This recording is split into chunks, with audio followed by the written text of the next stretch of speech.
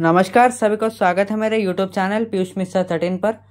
और आज हम बात करने वाले हैं वेद व्यास के महाभारत का जो 80वां विषय है कर्ण का अभिमान, उसके बारे में आज हम बात करेंगे। उससे पहले प्लीज़ चैनल को सब्सक्राइब कर लीजिए और सब्सक्राइब बटन के बगल में जो बेल आइकन है उसको भी प्रेस कर दीजिए ताकि मेरे वीडियोज़ को नोटिफिकेशन आपको बिल्कुल टाइम पर मिल जाए। वीडियो अच्छा लगे तो लाइक कीजिए और शेयर भी कीजिए आपके फ्रेंड्स और फैमिली के साथ ताकि हमारा चैनल ग्रो कर सके।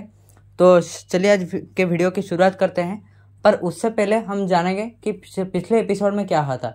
हमने पिछले एपिसोड में जाना था कि किस प्रकार बलराम आए थे पांडवों के साथ, मतलब कुछ सलाह ऐसे देने के लिए, और पांडवों के साथ वो मिलकर गए थे और वो युद्ध में भाग नहीं लिए थे और तीर्थ यात्रा करने वो निकल गए थे। और उसी प्रकार रुक्मी भी किस प्रकार पांडवों के पास और कौरवों के पास गए थे उनके सेना में शामिल होने के लिए, पर वो दोनों ही पक्ष से अपमानित होकर वो युद्ध में हिस्सा नहीं लिए और वो वापस लौट गए थे। और इसी प्रकार इसके बाद जो स्टोरी है आज हम अभी शुरुआत करते हैं। तो चलिए शुरुआत करते हैं। पांडव और कौरव अपने सेनापति नियुक्त करने के बाद कौरवों ने कूटनीति का सहारा लिया। ये कूटनीति थी पांडवों को नुकसान पहुंचाने के लिए। दुर्योधन ने शकुनी के पुत्र उलूक को एक दूत के रूप में 5 पांडवों के पास एक ताना देने वाले संदेश के साथ भेजा था। मतलब एक तरह से दुर्योधन ताना मारना चाहते थे पांडवों को, और इसी तरह से अपमानित करने वाले वाक्यों के साथ वो उलूक को भेजे थे पांडवों के पास युद्ध। और वहाँ पर उलूक ने जाकर जो संदेश दिया था दुर्योधन ने, वो जाकर बताया पांडवों को।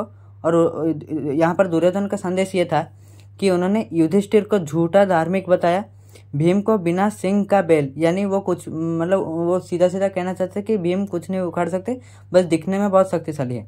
और अर्जुन को अभिमानी कहा और श्री कृष्ण को नपुंसक के रूप से संबोधित किया गया था उस संदेश में।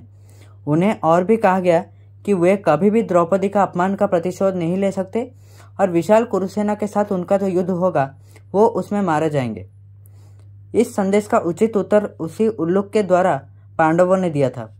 अर्जुन ने कहा, दुर्योधन, जिस भीष्म पितामह के शक्ति के आश्रय में तुम बेकार का घमंड दिखा रहे हो, उन पितामह भीष्म की युद्ध में अवश्य पराजय होगी और भीम तुम 100 भाइयों को मारकर द्रौपदी के अपमान का बदला लेंगे।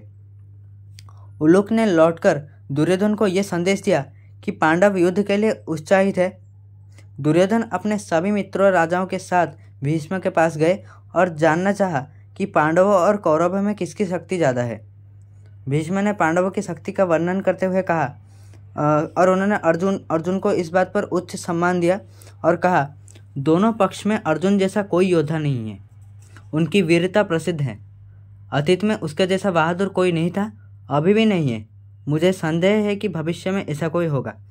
केवल मैं और द्रोण दोनों मिलकर ही उससे लड़ सकते हैं। उन्होंने कौरव की ताकत का वर्णन करते हुए द्रोण, कृपाचार्य, भूरिश्रवा, जयद्रथ, शल्य और भगदत्त को सर्वश्रेष्ठ योद्धाओं में बताया। परंतु द्रोण के बारे में उन्होंने कहा, भले ही ये महान धनुर्धर त्रिलोक प्राप्त करने में सक्षम हो, लेकिन वो अर्जुन को अपने पुत्र से भी अधिक प्यार करते हैं और वो कभी भी उनको नहीं मारेंगे। भीष्म ने अश्वत्थामा को एक महान योद्धा कहा, लेकिन अपने जीवन के प्रति निरंतर भय के कारण उन्होंने उसे महानतम योद्धाओं में स्थान नहीं दिया। फिर उन्होंने कर्ण के बारे में एक राय दी। कर्ण के बारे में उनकी क्या राय है, इसका सभी को बेसब्री से इंतजार था। और यहाँ पर भीष्म ने कहा, दुर्योधन, कर्ण तुम्हारा सबसे प्रिय साथी, मंत्री, नेता और मित्र है, लेकिन मैं इसे योद्धाओं में सर्वोच्च स्थान नहीं देता। वो बहुत घमंडी है और अभिमानी भी है। खुद को एक ब्राह्मण के रूप में पेश करते हुए उन्होंने परशुराम से अस्त्र शिक्षा ली और उनके द्वारा श्राप दिया गया कि वह जीवन और मृत्यु के संघर्ष के दौरान उनको दिव्यास्त्रों के मंत्र याद नहीं आएंगे। वो अपने दिव्य कवच कुंडल से वंचित है इस समय, और उनके और अर्जुन के बीच में जो भयानक युद्ध होगा उसमें कर्ण कभी भी जीवित नहीं लौटेंगे। द्रोण ने भीष्म की बात से सहमति जताते हुए कहा, कर्ण बहुत घमंडी और अभिमानी है। मैंने उन्हें कई बार युद्ध से हटते देखा है।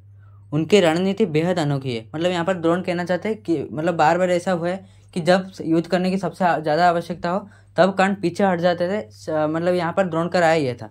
और उन्होंने ये भी कहा कि इनकी रणनीति बेहद अनोखी है।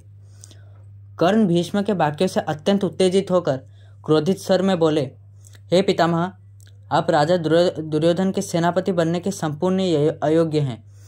तुम राजाओं के बीच भेद कर रहे हो।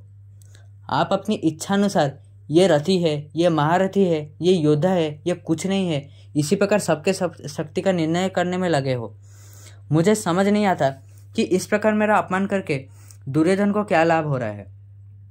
शास्त्रों में लिखा हुआ है कि बुजुर्गों की सलाह तो मानने योग्य होती है, लेकिन बहुत बूढ़े पर यह लागू नहीं होता, क्योंकि वो जो ज़्यादा बूढ़े होते हैं वो बच्चों की तरह होते हैं।